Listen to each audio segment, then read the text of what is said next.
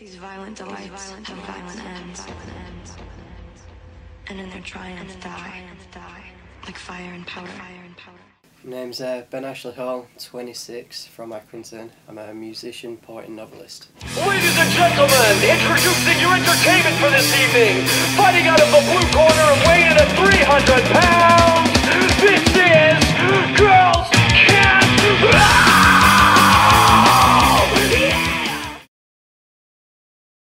Currently writing my debut novel, From Savoir-Faire to Silhouette. It's an existential psychological love tragedy. The main theme of eventuality is 6 degrees of separation. So how, as a single character, you go through life and you can't see the consequences and causality of actions from others, how that will bring about anything that happens to you. So I use that notion, like things that filter down through time, people, objects, to bring around the ruin of one man. I didn't really like literature that much for the first 24 years, if I'm honest. I didn't have no interest in it whatsoever. It's only when I had to do a lot of lyric writing, selling my lyrics and writing for other artists, that I really got into it, and I found that I could never say enough within lyrics. I needed to expand more, so it went into short stories, and then eventually I decided to write a novel. Well, it's integrated into being a musician, isn't it? I mean, you live for the song, you're there to create. You can't just write music and forget about the lyrics. That's your actual voice. It stops you from being passive. It makes people listen to what you actually have to say and not what they just hear. So from that you can portray your own message of worth. What am I saying about me and about the world? It changed when I got to university level of education. It made me think about, well, I can't just act like I'm the drummer anymore. I've got to become a musician, which means I've got to have a knowledge of music theory within general, going from everything from orchestration to composition to arrangement to that's only going to further yourself as a musician and make you more prolific and extend the longevity of your working life as a musician.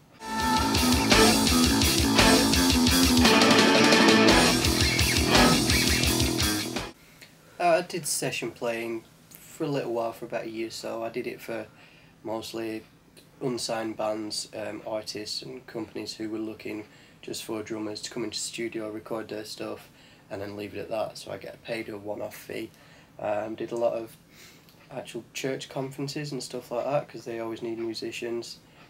Toured as a collective, and within my own right, within my band, ended up touring with Feeder and as much touring as I could possibly fit in. It's becoming everly harder to sustain a career within music, I feel. I mean, I taught in Britain's largest independent music school, Dorwich Music School in Birmingham, and once I'd finished my contract there, I wanted to move back up north, integrate myself into Manchester. But with education cuts, no one can afford to take on tutors anymore.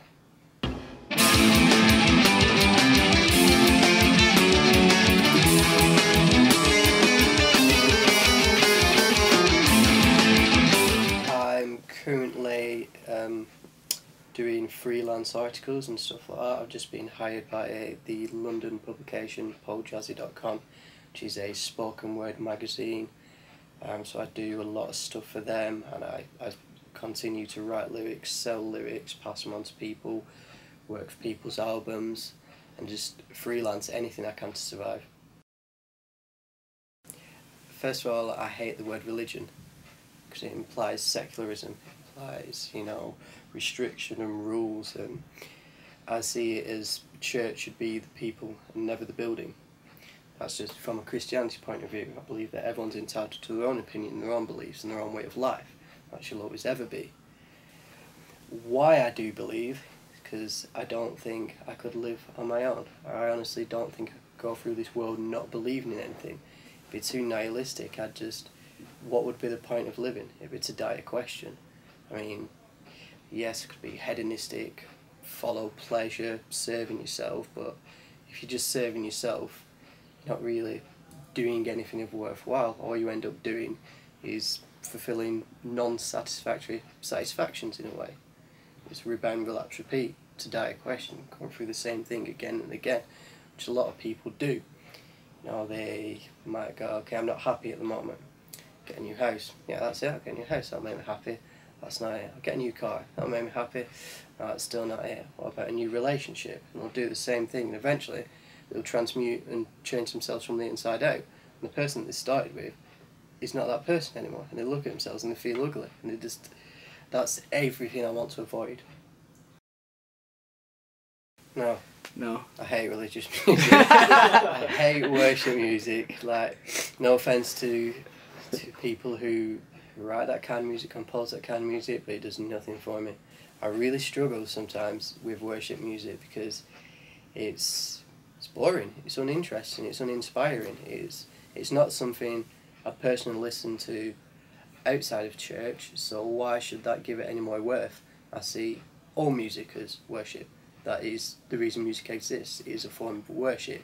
Whether you worship on your own, worship as part of an ensemble, or it doesn't matter. All music is worship. So here's your medal, and I hope you still think it's been worth all the while. I used to play for the worship band for a year, and a steady congregation of 300 to 400 per week. But then you come to the realisation point that people are only coming there for the band. I mean, it's great as a musician because you can lose yourself within that. And you know, if you see that as a form of worship between you and God, or whatever you want it to be, that's fine. But when you're on the other side of it, when you're in the congregation, especially as a musician, it's hard to switch off.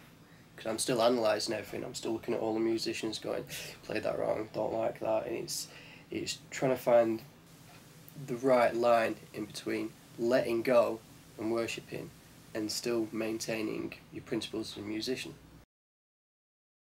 It's yes and no. Words have the power to destroy lives and make lives, and you've got to be wise with words, with your mother tongue, and be careful of what you say and why you say.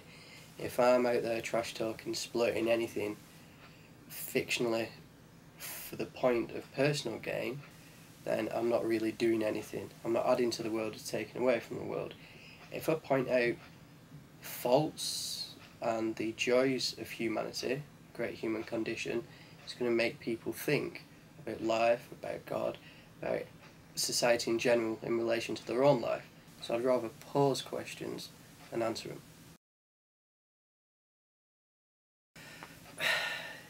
People have this view of people I've faced are Christians, and especially Christians, that they are perfect, or they suddenly find God and then they get on this self-righteous path. And that's not true. I'm human. I'm set to fail. I'm self-destructive by nature. I'm gonna fuck up so much it's unreal. That's just natural. But it's wanting to do the right thing for the right reason.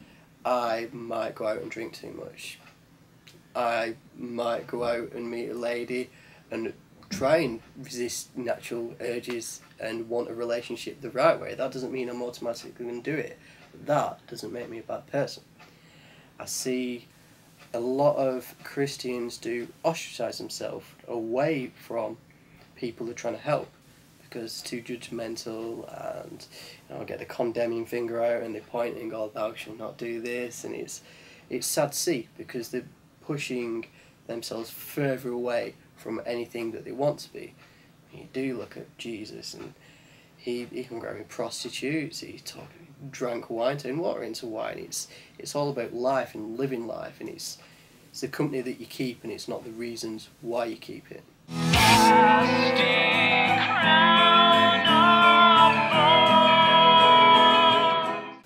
Phobias. Say I'm scared of going mental. It's a common phobia that people have, losing your mind, end up in a mental institution and stuff like that. It's a lot of, it's a fine line between genius and insane. I'm not claiming to be a genius, but that's probably my main fear. It's not achieving enough and let my mind dwindle down avenues that it should never go down. I think introversion is a good thing. At school or just in the workplace, education in general, you are who are told to work together in groups, as if it can only ever be a good thing. And then when the kid goes off to write on his own, it's frowned upon. You know, as if he's, you know, get involved, help out, do this. But if you look at some of the most important artistic things that have ever been done throughout history, they're all done by introverts, people who will go off into the wilderness and will think about it and will construct it and then come back and show the world. I'm not saying everyone should, you know, live in solitude.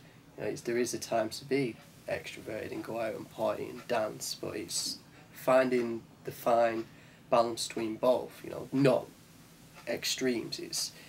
That is a way to be a well-rounded individual. Accessibility has led to overcrowding.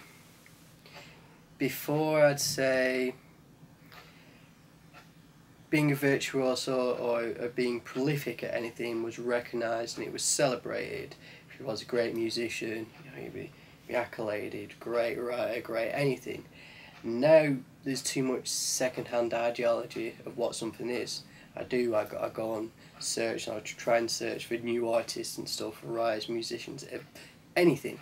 But I always come across people who don't quite have it down yet, but then they've got millions of people following them who hail them as the next big thing. I mean, I'm not one to complain and say, oh, that's right or wrong, because there is no right or wrong. But I think that, I don't know, that's a tricky one. I'd say it's the artistic market now is too flooded, and when you find the right kind of artists that you appreciate, you've got to stick with them.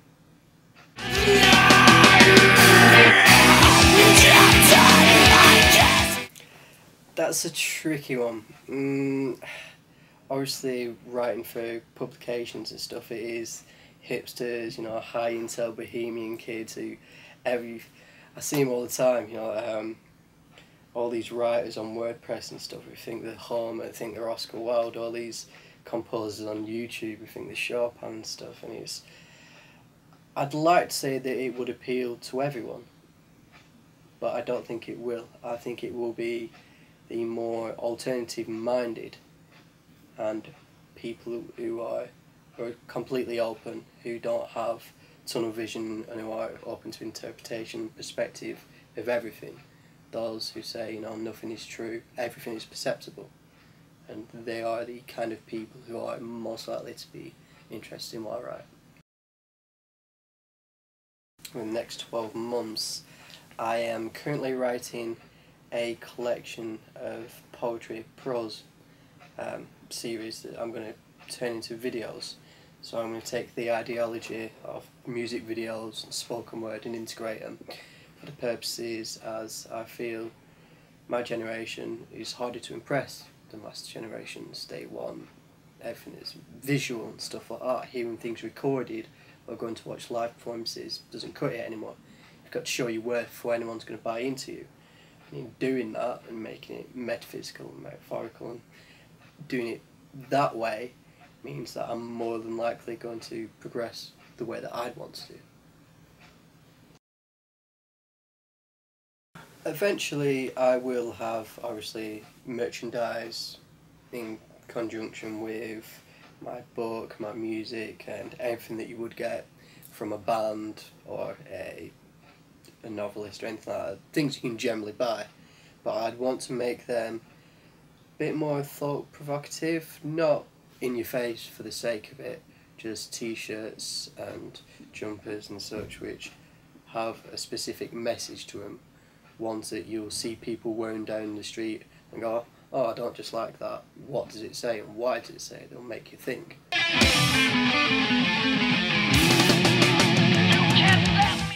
30 years, I'm going to turn my hand to anything and everything I can artistically, because I see everyone should diversify. You shouldn't pin yourself down to one discipline, but personally I'd like to be intellectually moralistic. I'd like to spread love and happiness and, you know, build friendships, because you look at your friends and that's an indication of where you're going to be in the next 5 years, the company that you keep. If we all had a greater understanding of how relationships work, how to utilise them, no one would be as bitter. You're giving me